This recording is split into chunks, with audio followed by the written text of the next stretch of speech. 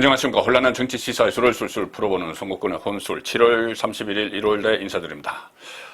2011년 12월에 지금부터 11년 전이죠. 그때 지금 국민의힘인 한나라당에서 이 두 가지 큰 악재가 있었습니다. 하나는 그 직전에 12.6 서울시장 보궐선거에서 박원순 민주당 후보에게 나경원 후보가 졌죠. 그래서 서울시정 권한을 이 민주당에게 넘겨줬고, 그 직후에 당시 최구식 국회의원의 보좌관이 성간이 디도스 공격 사건이 있었습니다. 그래서 비상이 걸렸는데, 특히 그 다음 해 2012년에 총선과 대선이 잇따라 있었죠. 그래서 당대표 책임론이 불거지면서 당시 홍준표 대표였습니다. 홍준표 대표 사퇴를 요구하는 목소리가 많았는데 이 홍준표 대표가 버텼죠. 버티니 그 다음에 이 최고위원들이 선도적으로 동반 사퇴를 했습니다.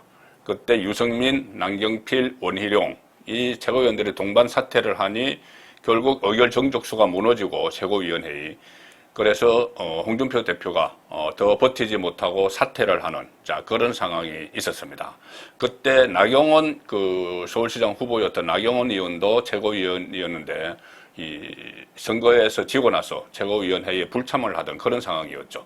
만약에 나경원 의원도 계속 그 참여를 하고 있었으면 동반 사퇴를 했을 겁니다. 그래서 이 홍준표 대표 체제가 무너지고 그 다음에 들어선 비대위가 박근혜 비대위입니다. 박근혜 비대위. 그래서 박근혜 전 대통령이 비대위를 이끌면서 그 다음에 총선 그리고 대선에서 승리를 거뒀죠.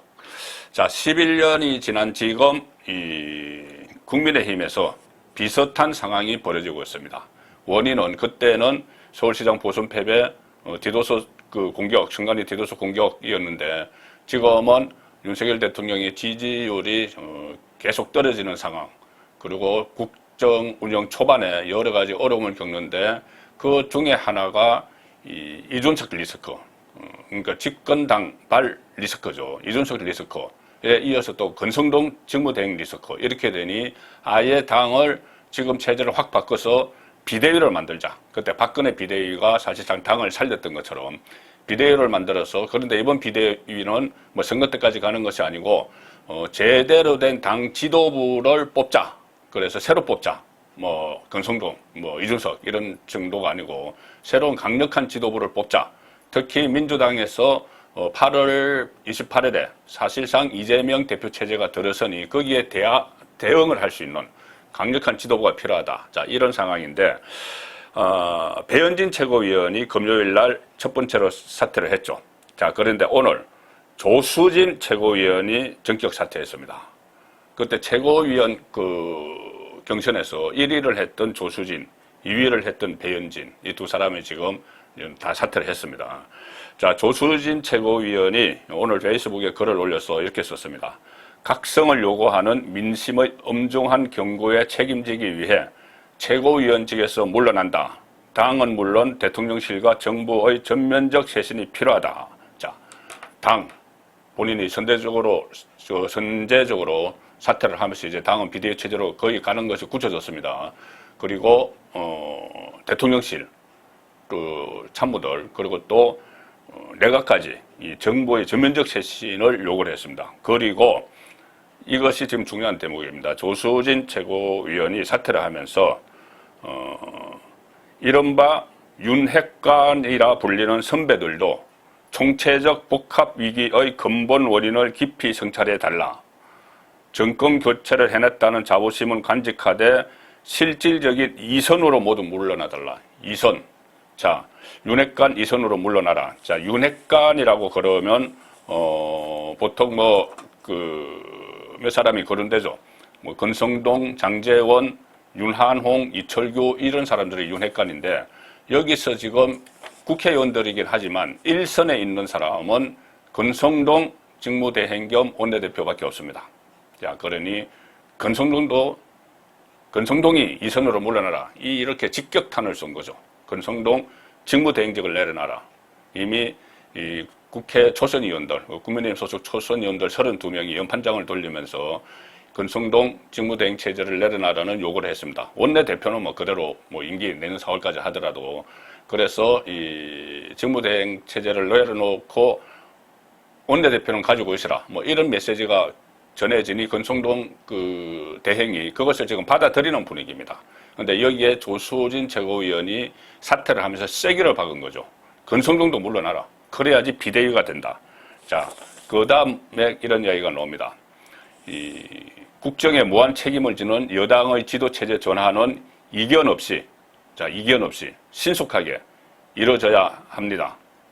자, 이렇게 이야기를 했기 때문에 지금 배현진, 조수진 연쇄 사태로 인해서 2011년 때처럼 이 비대위 전환 요구가 현실화되는 그런 상황이 되는 거죠.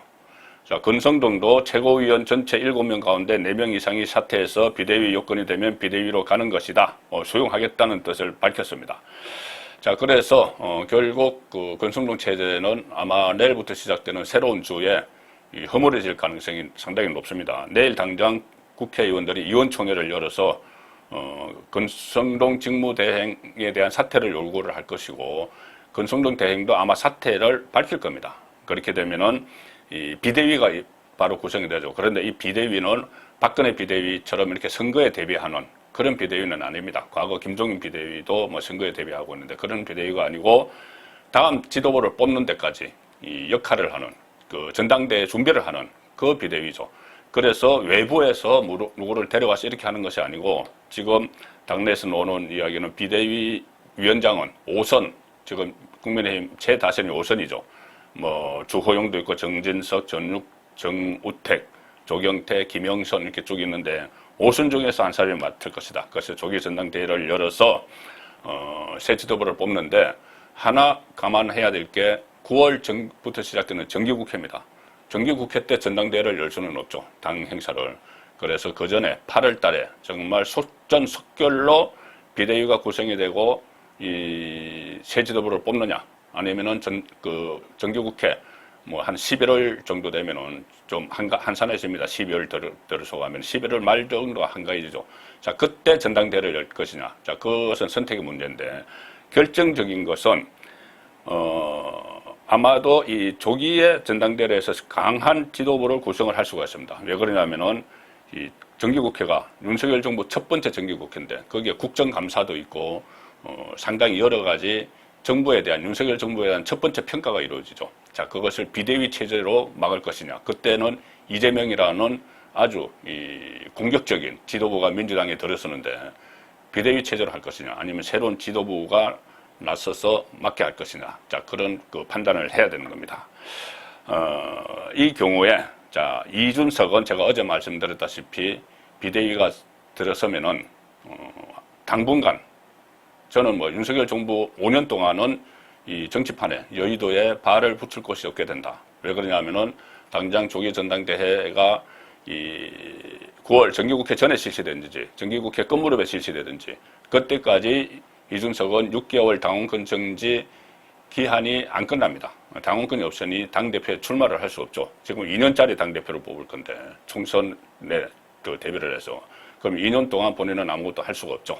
그리고 뭐 민주당 갈 수는 있겠지만 뭐 그것은 본인의 선택이고 그리고 이 2년 후 총선에서도 이준석은 공천을 받을 가능성이 거의 없습니다. 일단 징계를 당한 오래되지 않은 시점에 뭐 성접대 파문 이런 걸로 징계를 당한 인물인데다가 그때 당 지도부가 지금 안철수가 되든 나경원이 되든 누가 되든 친윤 쪽에서 되든 누가 되든 이준석과는 상당히 이준석에 대해서는 정말 내부 총질을 하는 사람이라고 인식을 하고 있고 그때도 대통령은 윤석열 대통령이기 때문에 이준석을 내부 총질자로 규정한 그래서 이준석은 2년 후 총선에서도 공천을 받을 가능성은 없다. 뭐 민주당 가서 공천 받을지도 모르겠지만 자 그런 상황에서 또 사법 리스크, 경찰의 수사 결과도 어떻게 나올지 모르죠. 자, 이렇게 이준석은 당분간 정치권에 발을 못 붙이게 되는데 다만 하나 이런 이야기는 지금 나옵니다. 뭐냐면은 이준석이 본인이 6개월 징계를 받은 데 대해서 법원에 효력 정지 가처분 신청을 낼 수가 있다. 지금까지도 그 전에 그 징계를 받았을 때도 윤리위 재심 청구 또는 법원에 효력 정지 가처분 신청을 할 것이다 했는데 둘 다 안 했죠. 윤리위 재심 청구는 기한이 끝났습니다. 그 신청할 수 있는 기한이 끝났는데 법원에 대한 가처분 신청은 이 본인이 그래도 당 대표인데 직무가 다 정지돼 있지만은 당을 상대로 누구를 그 권성동을 상대로 아마 했어야 될 겁니다. 당을 상대로 막 소송을 하기가 그렇고 성산도 없기 때문에 이것을 포기를 했는데 이 상황에서는 다시 효력 정지 가처분 신청을 할 수가 있다는 말도 나옵니다. 왜 그렇게 되냐면은 본인은 6개월 징계를 받았는데 6개월이 끝나기 전에 지도부가 개편돼 버리면은 본인은 갈 곳이 없죠. 그래서 다시 가처분 신청을 할 수도 있다. 뭐 이런 이야기도 나오지만 법원이 이 정치적으로 민감한 사안에 대해서는 잘 개입을 하지 않기 때문에 그것이 받아들일 가능성은 또 상당히 낮은 걸로 그렇게 예상이 됩니다. 이준석은 어제도 이 대구 칠성시장을 갔는데 그래서 페이스북에 간장 불고기 사진을 올렸습니다. 간장 불고기를 먹었다는데 이게 그냥 올린 것이 아니고 그 전에 간장 한 사발 이렇게 하면서 안철수, 장제원을 조롱을 했죠. 안철수, 간을 보는 안철수, 장제원의 장, 간장 한 사발 이랬는데 또 지금 이 상황에서도 그 시장에 가서 간장 불고기를 먹고 그 사진을 올렸습니다. 자, 이런 수익의 어떻게 보면은 구상무치한 이런 대응들이 이준석의 정치 생명을 앞당기는, 단명하게 하는, 그런 본인의 자가당착 아닌가 싶습니다. 송국근의 혼술이었습니다.